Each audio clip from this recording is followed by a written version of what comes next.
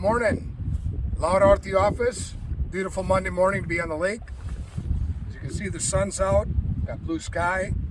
Got a nice little walleye chop out of the southeast. So today what I'm planning to do is I'd like to get into weed edges on the south end of the weed edges. So I've got this southeast wind, and it's supposed to blow the bait fish towards the weed edges or towards the top of shallower structure.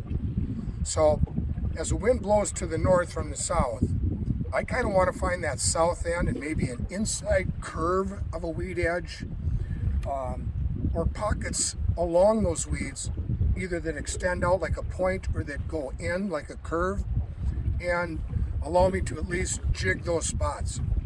So today I'm jigging, which is great. Spring of the year, fall of the year, jig fishing is fun. You can cover a lot of ground. You can really have some fun catching walleyes with the jig. My rule of thumb is if you're in 6 to 12 feet of water, I'll go to an 1/8 ounce jig. Now here's just a little fireball jig, orange and chartreuse, orange and yellow. This is 1/8 ounce. And it falls lighter because it's lighter in weight. So there's not a lot of fast action with an 1/8 ounce. It's gonna fall real soft. And this time of year, because the fish aren't moving fast, that slower presentation is the way to go. If I'm fishing, 12 feet to 20 feet, then I'll go to a 1/4 ounce jig, a little heavier jig, because I got to get it close to the bottom and I want it to drop fairly fast. So here's a 1/4 ounce. This is a clown color, blue with some pink, and then white on the bottom. Also in the 1/4 ounce, here's a fire tiger. So you've got the yellow, the pink, the chartreuse, and the white.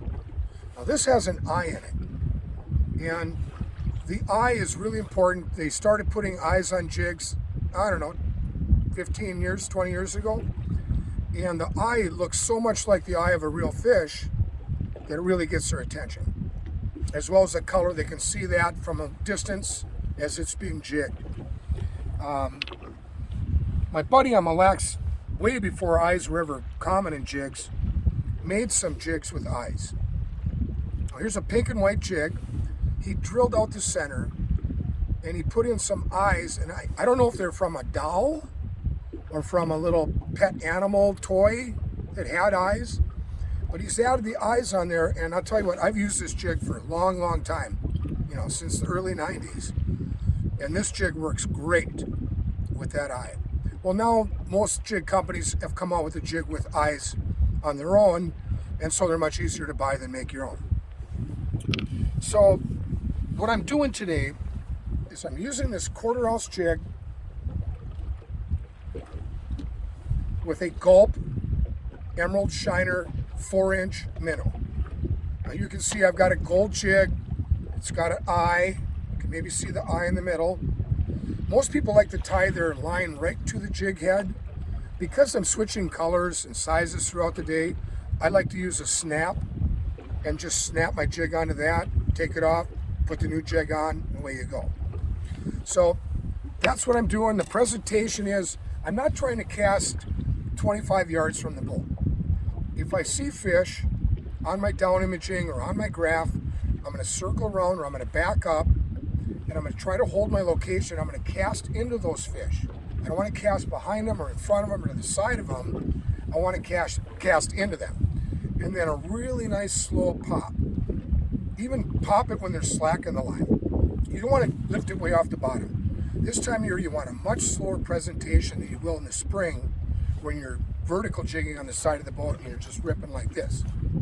That's good at certain times of year, but in the fall when the fish metabolism slows down, it's way better to present the bait at a much slower pace. That means lift it slower, let it drop. Lift it slower, let it drop. You're not fighting it back to the boat. So again, I'm using the Gulp. This is the Emerald Shiner, 4-inch in length. They make a 3-inch.